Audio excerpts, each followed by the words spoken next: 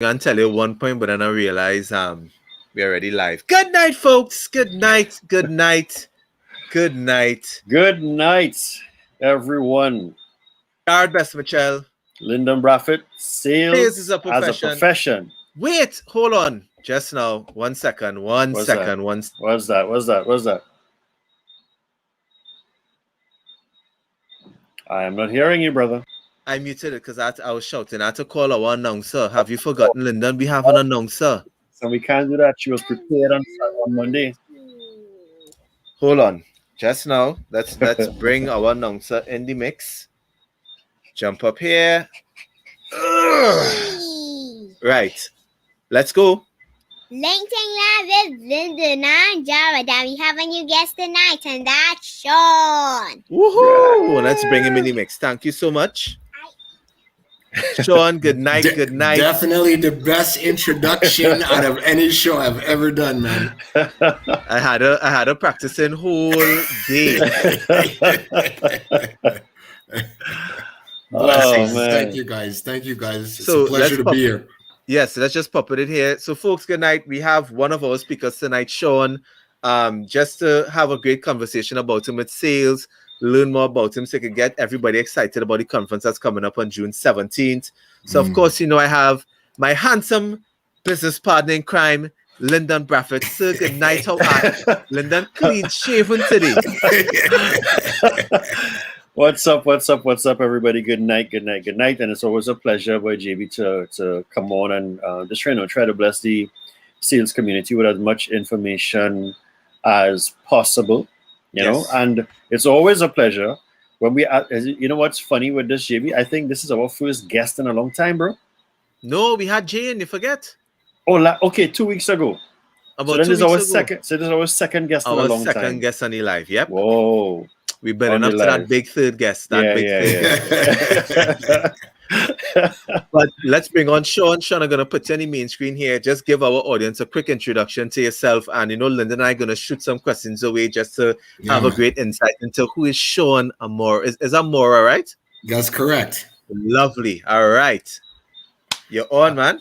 All right, man. Well, there's many levels to Shawn Armorer.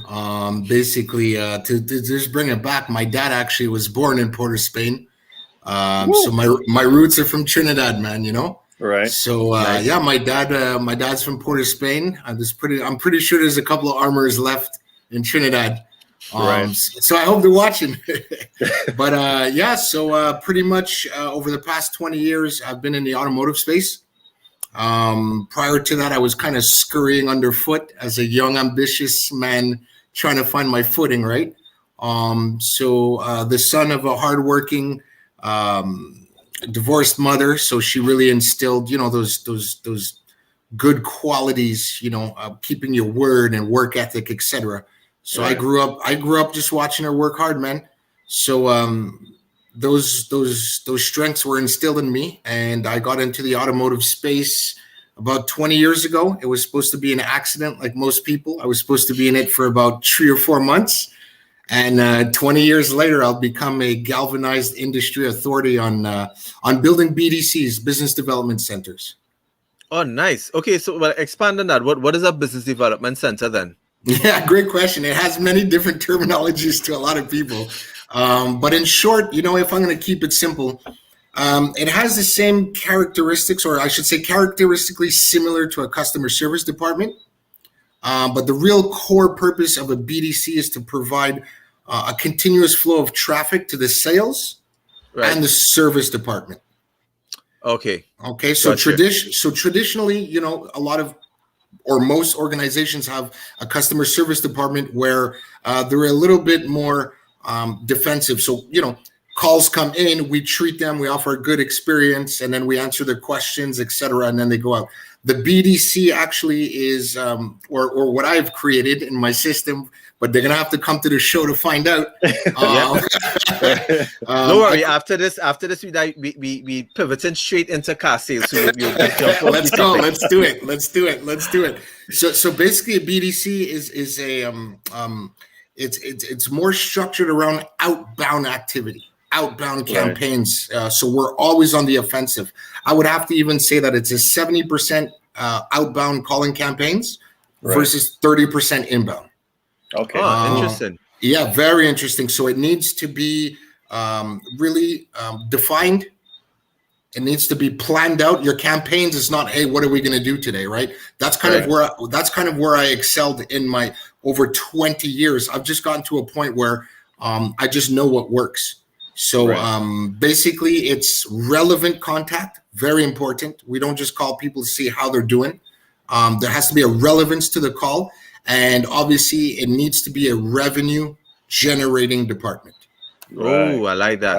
That's important. So we'll stick the pin there for the folks who would love to get more to understand exactly what does that mean. We'll stick the pin there with that one with Shawn.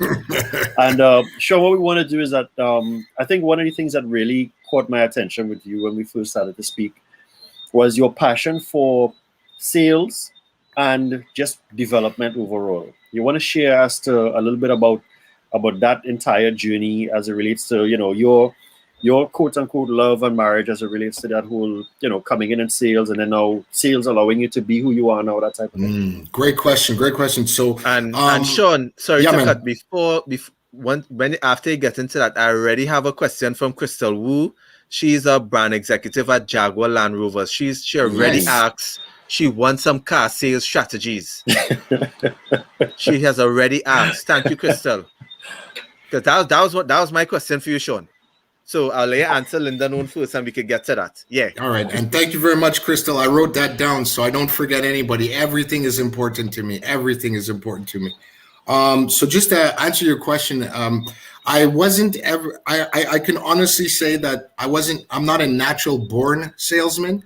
I mean, I can do it. But to say that I was a naturally gifted salesman, no, I can't really say that. However, where I did excel is internal sales, on existing clientele, which is a form in and of itself, sales, correct? We like to call it retention, right? So it's like the 80-20 rule, as they say, right? So 80% of your business comes from 20% of your customers. That's where my focus really has been. And then in the off time, we could go and attack certain areas. Well, I guess, the other 80%. So with regards to internal sales, I've really over the years developed a customer-centric.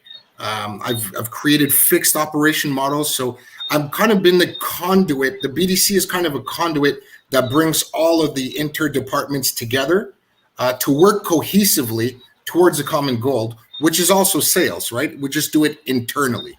Right. So I did try my hand at sales. I was a used car salesperson for about 6 to 7 months. I did fairly well. I mean, here within our standards, I did 50 or 60 cars. However, it was just the 50, 60 cars a year? No. 50 to 60 cars myself in about 5 months. So 10 cars a month, if you will. 10 cars a month. Not bad. Nice. Well, which is for us here in Canada, because I should say that I'm in Canada. Here in Canada, we're obviously a smaller market than the States. So a typical real big dealership here in Canada, and I mean a really big one like I've worked for, we could get into that later. But I actually built BDCs for I built 5 BDCs in my career for Canada's largest dealer groups. Primarily one was Mercedes-Benz Silver Star. It's the largest volume dealer in Canada. So they do about 2,000 cars a year. Wow. So I just basically I was selling cars, but I just couldn't do the hours, man.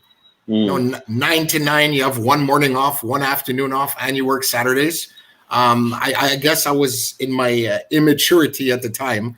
Right. I was just more focused on going out dancing and tinging, and it kind of just got in the way at the time, right? So I kind of steered my focus back to what is now known as BDC, or Business Development Center, because it kind of amalgamated all of the departments within the dealership. It's marketing, it's Google Analytics, it's customer service, it's sales, it's sales structures. So it all came together, and I'm able to articulate that through proven business strategies. Nice. So let's touch on Crystal's question, right? Yeah, man. Because I am interested about that as well. What have you seen from, and again, over the years, top sales reps do with regards to car sales? What were the top ones always doing? Well, you know what? That's I could offer you two answers. So you got your top salesman. So that's predominantly the individual that comes in and does their thing, doesn't share with nobody, forces the sale. Let's just call him the bad apple. Let's call it what it is. I wear my heart on my sleeve, man. So yeah, you'll have the top performer, but like they say, it takes one bad apple to ruin the bunch, right? However, if it is within the ecosystem of the organization, or if the culture breeds that kind of an attitude or that kind of a person, well then you're going to see a higher churn or a higher turnover within those systems. What I have seen towards more culture-based ecosystems that are built on trust and safety, what I have seen is actual teams as opposed to individuals. Oh, that's interesting.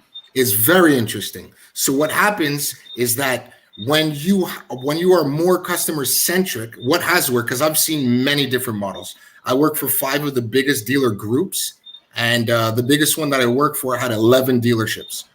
So I was kind of spearheading all 11 with regards to being fixed ops director. So I've seen a lot of different models, and I really, really like this one because it was more based on a team effort. Right. Whereas you would see one salesperson that was in charge of 3 product experts. Because one salesperson can't know every product, every car, every model, every option. However, if you focus the first, or I would say the initial greeting with the customer when they show up or on the phone or they show up at the dealership, if you give them to a product expert, that's not, that's not too concerned about commission structures, but gets a good flat salary fee, but spends his time really learning the product, really learning the features, goes on the test drive. Because what I also have seen is when salespeople go on a test drive and they feel that this is not going to be purchased today, their mind is already back at the dealership, thinking that they're wasting time. You know what I mean? Yep. You have a full disconnect. Correct. Exactly. And that doesn't mean just because the person is not going to buy today that they're not in market shoppers. Correct. A great statistic over on the BDC side, because we can do a whole podcast on data, but a fun fact statistically, every single opportunity or lead, I don't like the word lead because people are not leads, they're opportunities, if you will, but every single opportunity will only respond 85% on the third call attempt. So 85% of the third call attempts. 85% of the time, a fresh lead, that someone that sends an internet inquiry, will only respond after 3 days. So if we're giving after 3 days or 3 attempts? After 3 days or 3 attempts, it depends on your cadence, but let's just call it 3 days. Interesting. Yeah, man. But you see, I keep seeing that all the time because even one of the books I'm reading here, they talk about that because they always speak about the fact where salespeople lose the sale, especially when you have to go after an opportunity because they don't follow up the amount of times recommended. So I think 3 is actually a great amount, but some sales professionals do even realize that you honestly need to do it sometimes between 5 and 8 times just to actually get that customer on. And then what they mistake too as well, because I'm following up with a client on some big ticket items, and I'm toggling between 2 different methods of reaching them because I know they respond to either one, which is email or WhatsApp. That's the method I'm choosing because they respond to that the fastest. They're always in meetings, so I'm not gonna force them to answer a call. But everybody picks up their phone and looks at an email, or they're on a Zoom call, so they're looking at emails and stuff in between. So I'm hoping that whatever my timing is, it hits right. So that's an interesting point in terms of you can even optimize that, because I excelled a little bit at actual implementation. So I love doing the day-to-day. I love doing the coaching. I mean, I'm a servant leader, as they call it. I wake up every morning for my people. Nice. It's always about people first, because technically, if I have a team of 11, my biggest team on the floor in a BDC, so my biggest team was 22 agents. So technically, if I don't show up to work the next day, as long as I have a team leader, things will go. Maybe not as well oiled, but things will go, right? But if they all don't show up, what do I do? Correct. Right. So then it sorry. becomes about people, man. It becomes about people. It's always about people. There's That's all. Let me just pose another question because Crystal is asking, and I, you know me, I love the car industry, so I would love to focus on one or two questions just to understand it because I like the perspectives from a different country. Crystal is asking, would you say there's a different approach required for the luxury car market? Because you did mention Mercedes-Benz and a couple others. Are there different approaches for, like, as I say, a Toyota brand versus somebody who's going after Jaguar, or as I say, the approach is always the same? Because at the end of the day, given the commodity, the approach with regards to their dealership visit, yes. One of the things that I can give, quite honestly, for free out there is that no matter which industry you're in, because my system, and we'll talk about it at the show, but my system over the years, I've actually turned it into, I'm starting to branch out into other industries, and it just works. right? So regardless of the industry that you're in, one of the biggest recommendations I would have is very simple. Mirror your customer. Nice. Mirror your customer. So I was actually a service manager for about 3 years for a Lexus store. A little quick story. I was a service manager at a Lexus store, and Toyota, or obviously Lexus, they really, really pride themselves on the Toyota way. So one of the things that they did early on in my career, when I did, they sent me out to a 3-day retreat to a very, very, very poshy.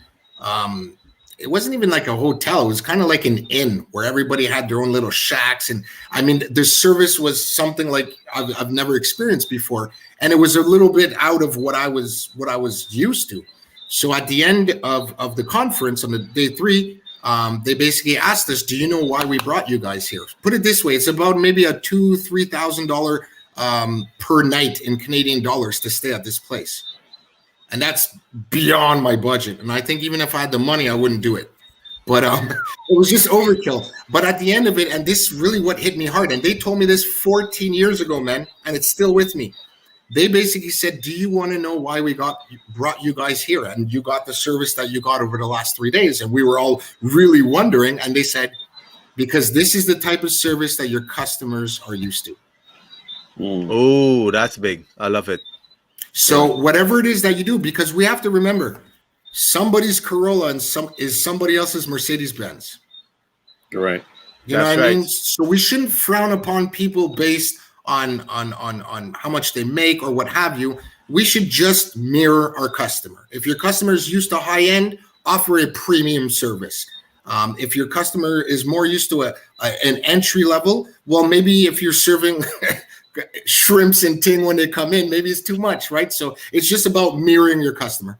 Right. Correct. So just to support, I wanted to put this forward to support Crystal's question before we had gotten into it. You mentioned something which relates to data, right? Yeah.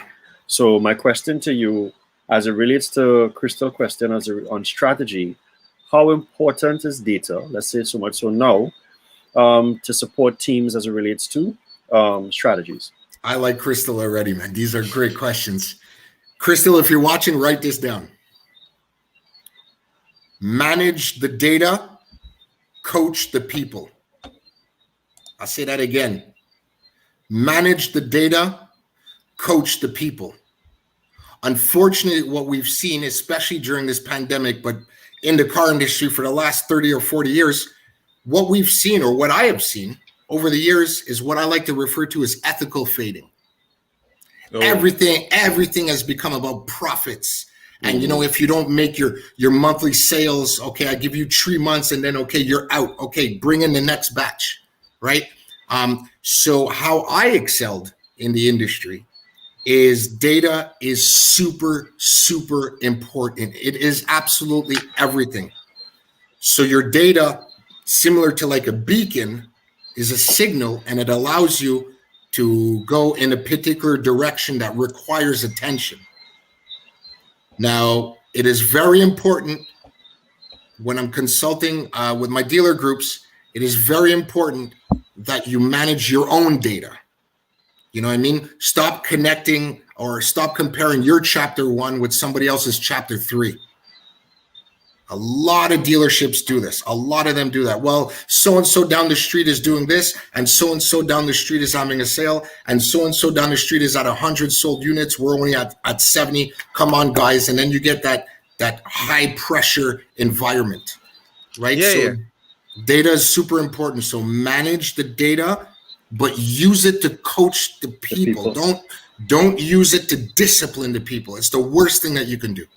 Nice. So just to update you guys as it relates to the topic that we have and who Shawn is, right? So as you all will be seeing in terms of the banner, we have our conference coming up on June the 17th, Mindshare Before Market Share. And we were able to connect with Shawn. And Shawn is actually going to be one of our speakers, and he's going to be talking on leadership.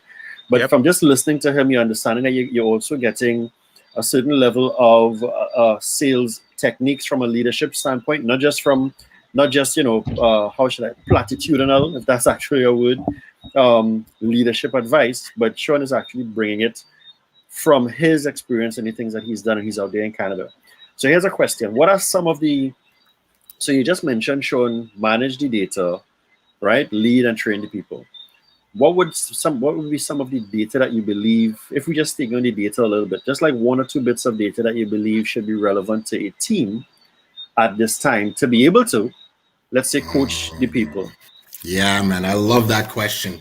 That one is, I don't want to call it an easy answer, but that one will vary greatly depending on your industry and depending on your organization. What I could tell you, because I'm really here to give a framework and give and weaponize people. I'm not necessarily to say, hey, this is what I did over here, do this. I'm not there yet. Maybe in about 10 years when I'm flying around on stage. Or shorter. Or shorter. You get in there quicker, fine. But what I'm really here to do is really to give people a structured framework where they could just have fun with it and creatively take it and run with it. So what I would tell you to do is, no matter what it is, align your data and align your metrics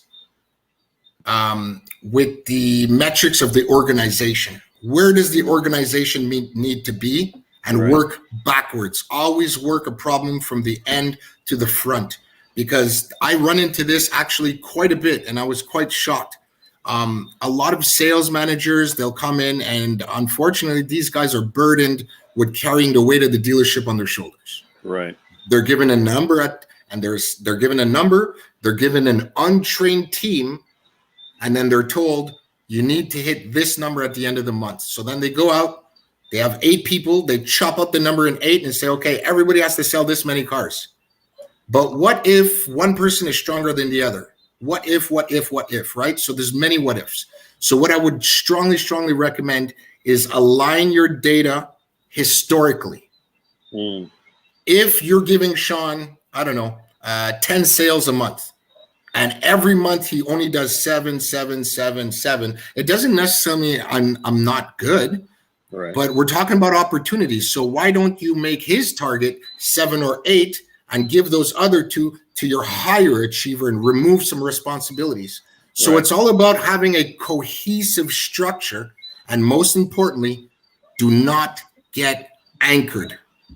But how does that avoid if I'm using the correct word, animosity? Because we always see the reason why they have even targets is because I'll be upset that I have 10 to do, but Lyndon gets 7, despite the fact he might be new or struggling or whatever his ability is. Doesn't that create a kind of, as I say, animosity between the team members? How does a leader get over that, or, as I say, coach them properly? I love that question.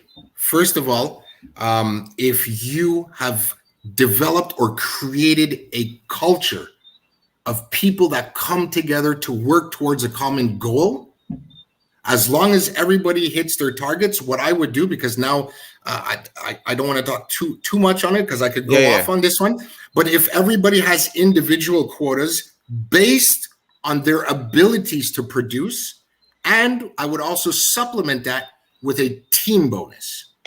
So if everybody hits their targets respectively, well, then they do well, and as a team, they all do well. So it's really about a team environment. And I'm going to take this one a little bit from the Americans. I believe, I'm not sure if it's the Army or what faction, but it's one of those. But essentially, no one gets left behind. All right. So I like what you're saying there, Shawn, because basically what you're doing is that you're building something along the lines of equity within your sales team. So everyone has a stake towards the success of your team. Yes. So everyone understands their role. It's kind of the same thing that happens in sports, right? I know that I'm a forward.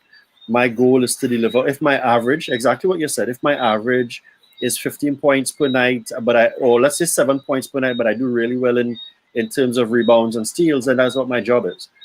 As opposed to the Kawhi Leonards, the Paul George, the other guys, and where their role is to now do the points. So their role is to do the 30 points and stuff like that. But my role might be a little bit more to just kind of bring up the rear with everything else. So that is a model that from based on what you said, that's the model that I get from sports a lot, specifically basketball. Yeah, 100%. Because listen, that's a good point. Kobe Bryant, Michael Jordan. Michael Jordan was one of the greatest players ever, right? But would he have been the greatest player without Scottie Pippen? Nope. I don't want to go down this rabbit hole. Now I understand why you must have different targets. Now it makes sense because everybody can't have the same targets. Yeah, everybody can't.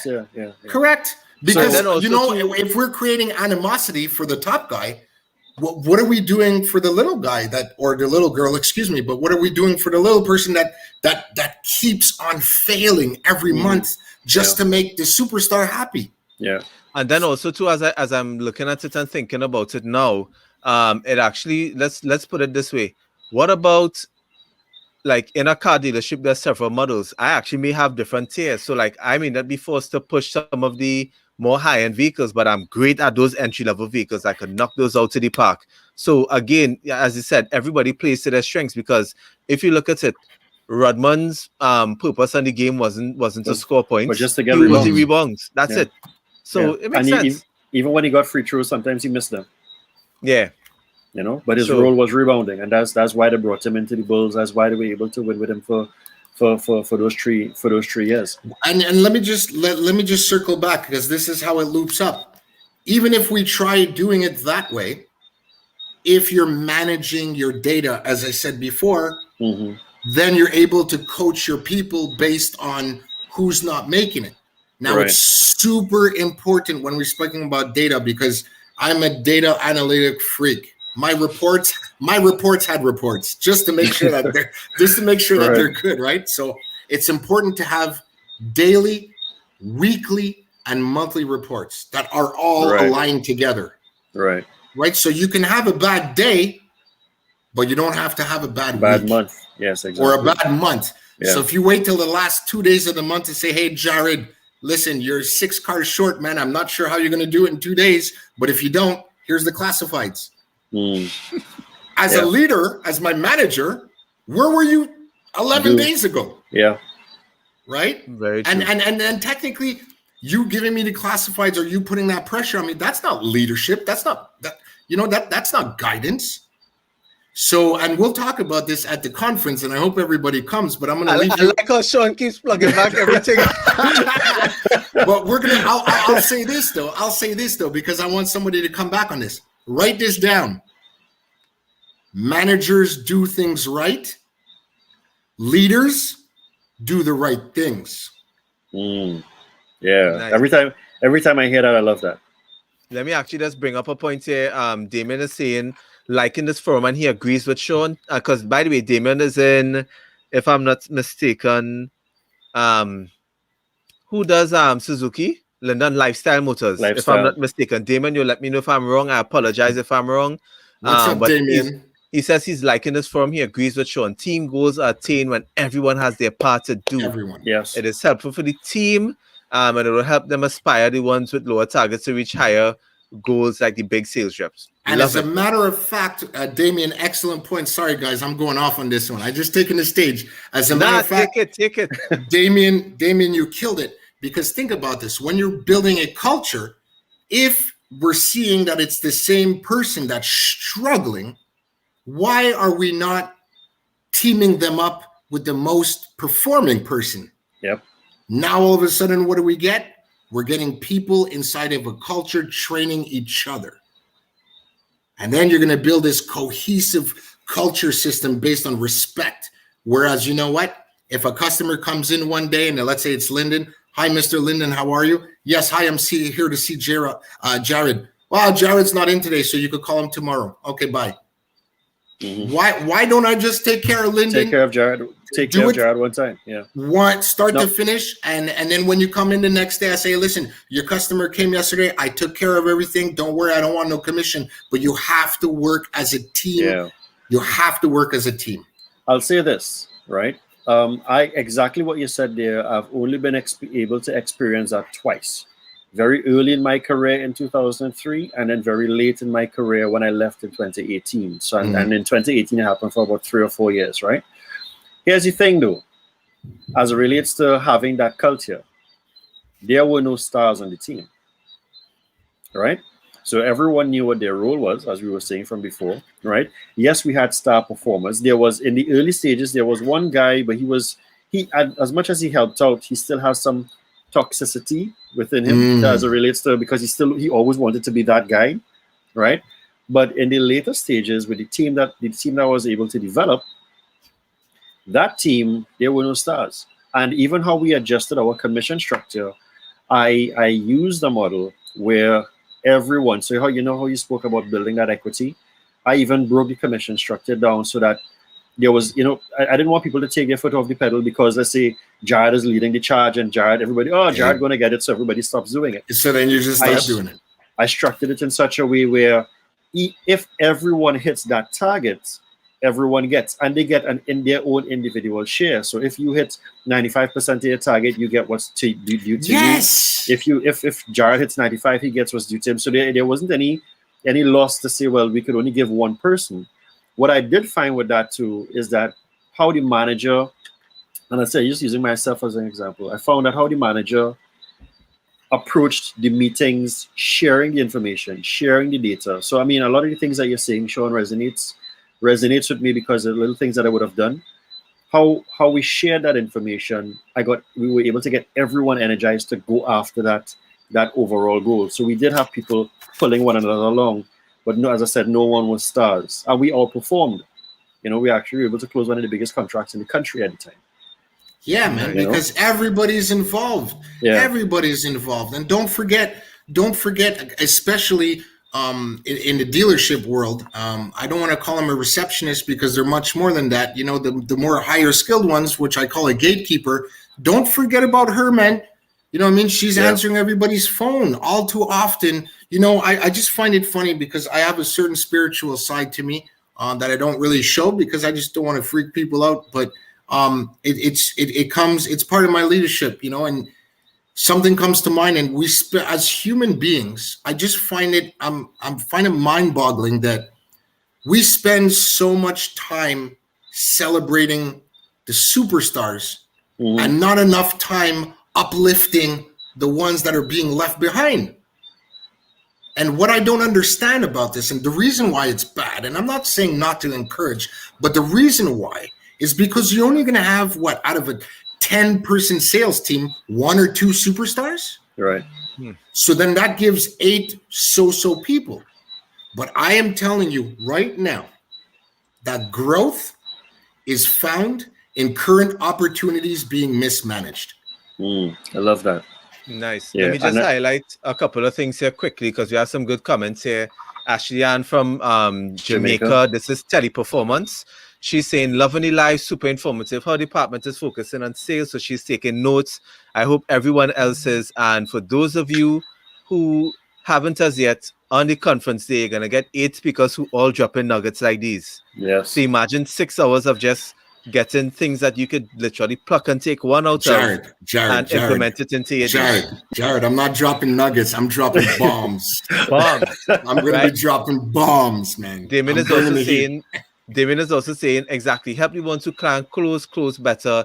Help those who don't know how to start a deal, show what the steps are, and those things are super important for the team. So yeah, So Just That's me. how you create loyalty. I have Give me a reason to wake up and come to you in the morning, man. And So let me here- give one example here, Lyndon. So sorry to cut. Sure. Let me give a quick example. I remember in the prime of when we were doing stuff in digital, like when the team was like this, where it was like family, like the ones who still talk to each other to today. That's exactly how we were. Like I always remember bringing Randy to help me close a deal. I remember bringing one of my colleagues, like we were some of the top performers, and I called him, I was like, Randy, I'm struggling with this deal. I don't know why it's not closing. Like, come and join me today. Available? Check him. Yeah, I'll just shuffle around some stuff. I'll meet you there. And we close the deal. Like, that is the kind of cooperation you need.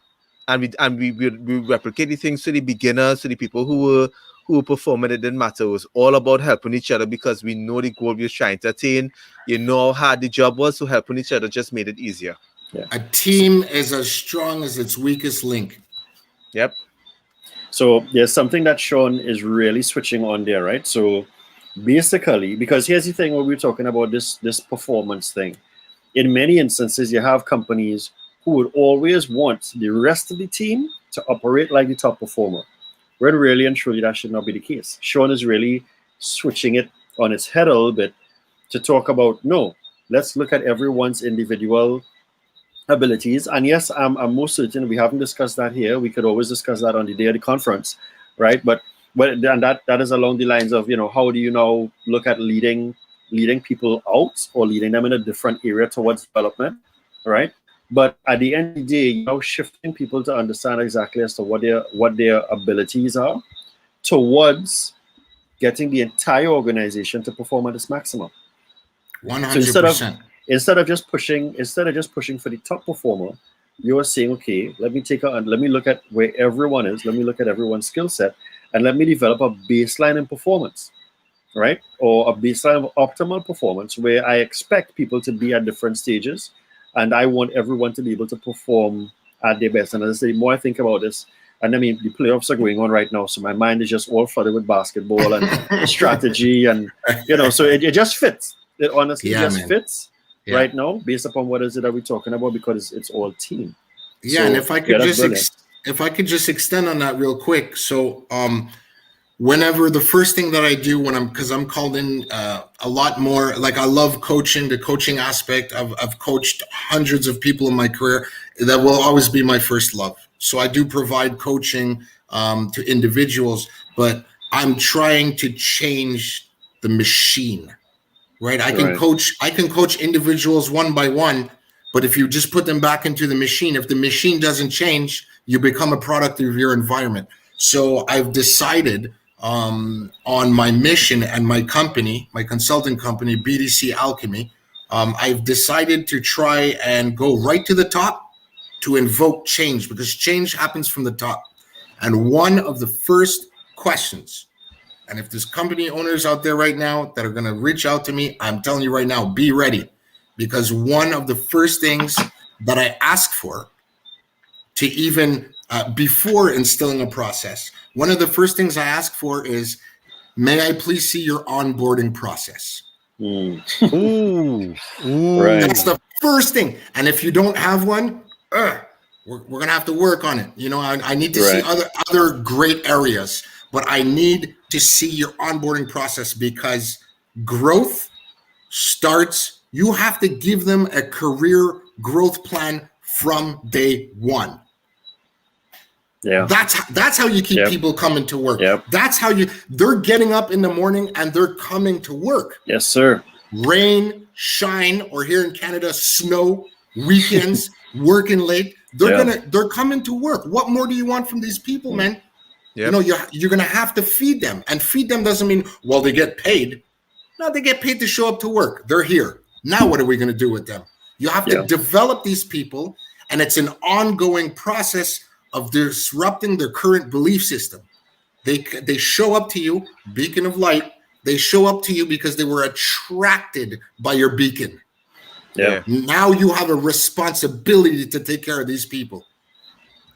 Personal development, employee development, training programs. Where are they going to be in 1 year based on their data? This is why it's important, Lyndon, data. Not necessarily to get people in trouble, but data is to look, maybe this is not working out, but I do see you excelling in these In areas. this particular area. I see you excelling in this particular area. So why don't we find a place where you will succeed? Yeah. Yep. Come on, man. Every day we're human beings. We're vibrational creatures. We respond well to emotional things. So think about that. Why are we not creating emotional deposits in our people every single day? Correct. Let me just highlight a point there. And by the way, you mentioned something key, because I heard this when speaking to some companies, and it makes you almost cringe when you ask those same onboarding processes, or you're asking how you incentivizing employees. I have heard 3 separate companies say this. When I say, what are you doing to incentivize employees? And they're like, they should be grateful they have a job. And I'm like, and my response is, but you wonder why sales are low. It's like, I hear you. Man. Let me just drop this comment in from Damien. He said his manager does this for us all the time. He makes times and help us meet or call a customer, or finish and close the deal.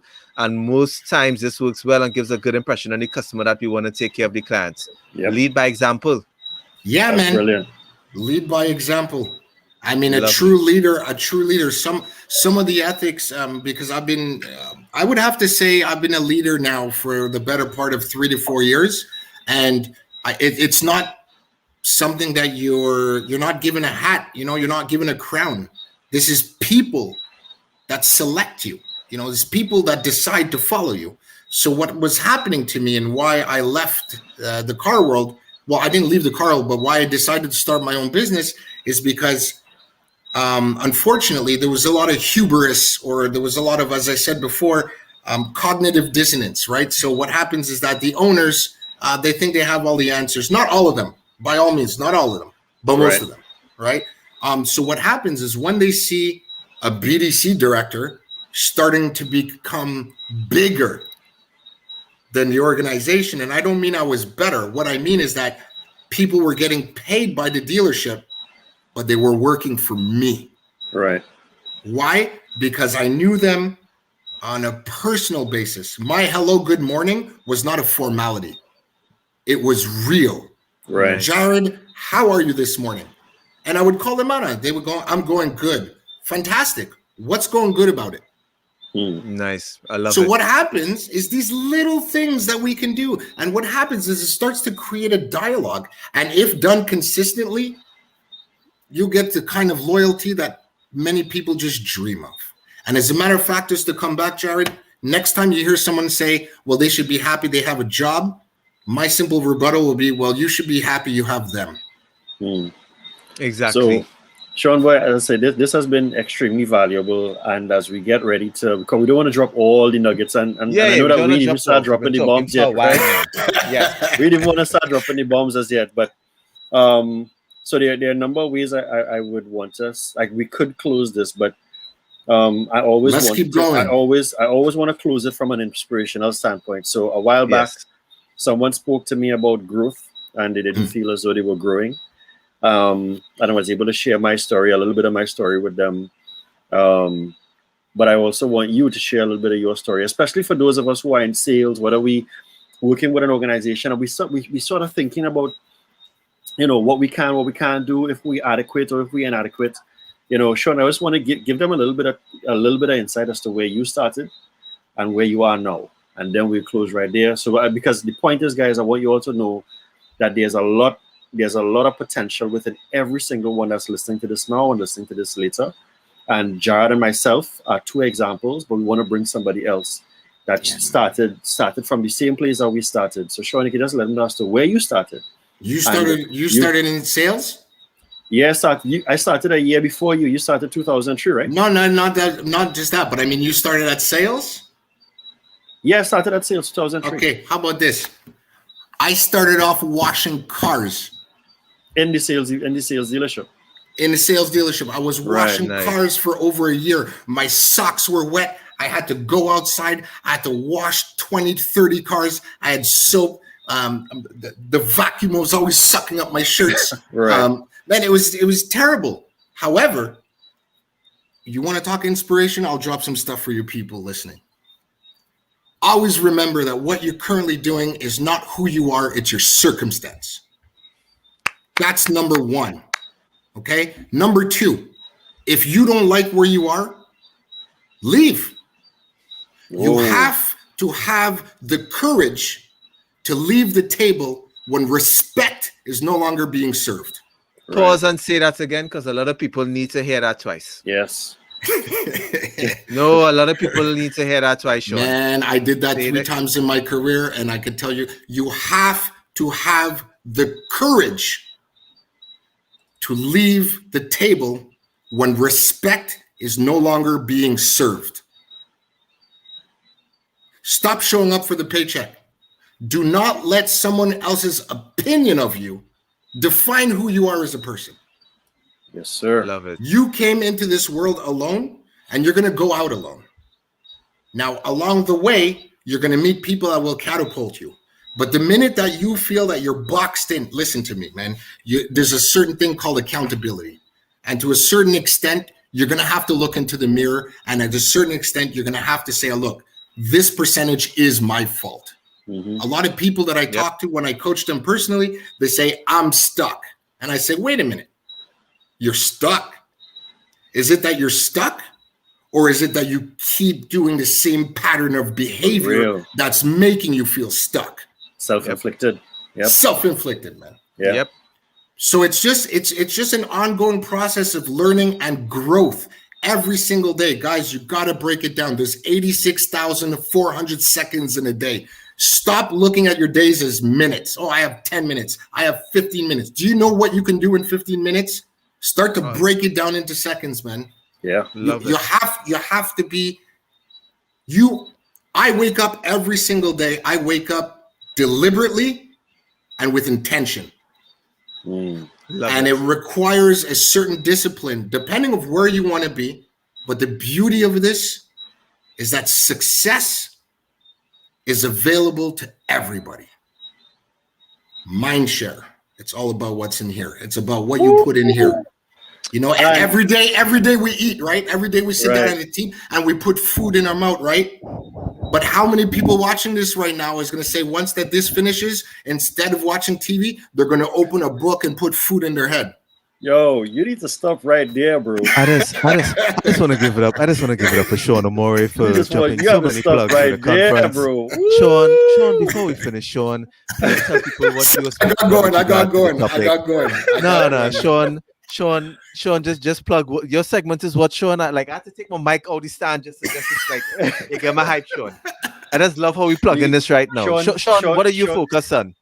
Sorry, leadership is a beacon. Yeah. Y'all heard when he dropped the beacon pun there as well in his conversation. Yes.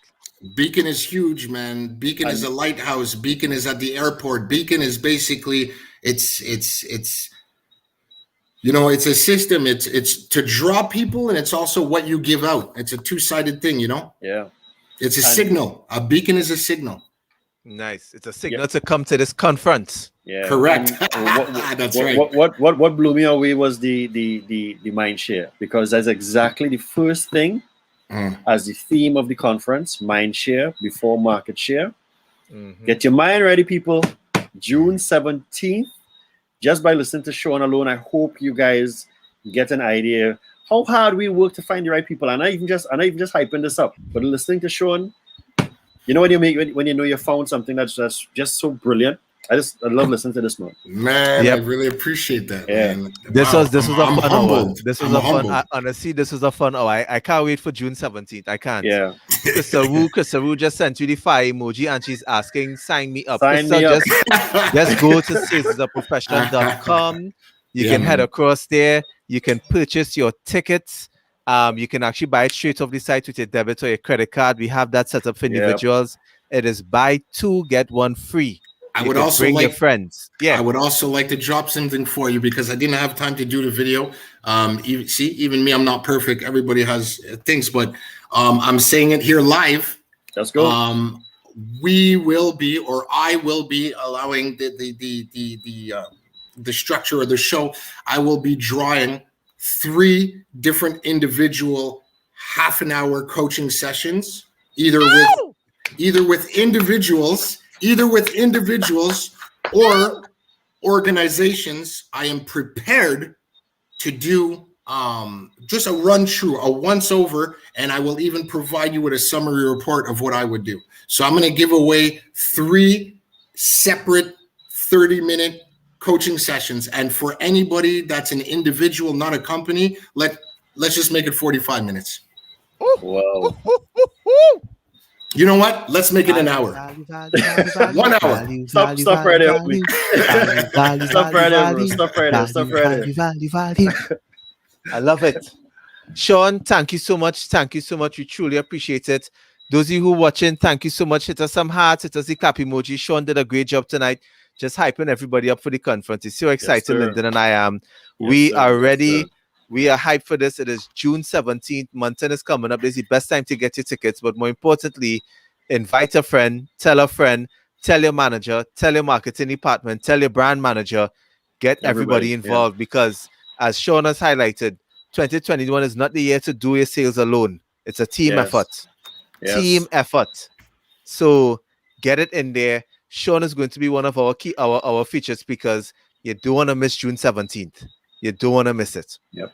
Jar, just let them know when we're going to be live again. Oh, when we're going to be live? Monday, and then we're going to be coming back live again on the Wednesday with another feature speaker.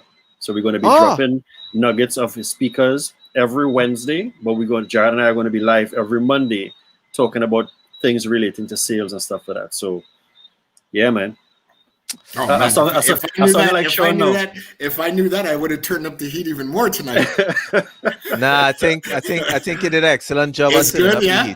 And I think a lot of people appreciate it. So, as I say, thank you to everyone who viewed. Damian, Debbie, Crystal, I saw Chriselle, CC Sutherland. Thanks so much, everybody viewing. And as I say, we're gonna keep coming back with this because you want to be in your mind when you're ready to make this purchase to come to the conference. It's going to be the best thing in the Caribbean on June 17th. Oh yeah, definitely. All right. Have a good night, folks. Take care, guys.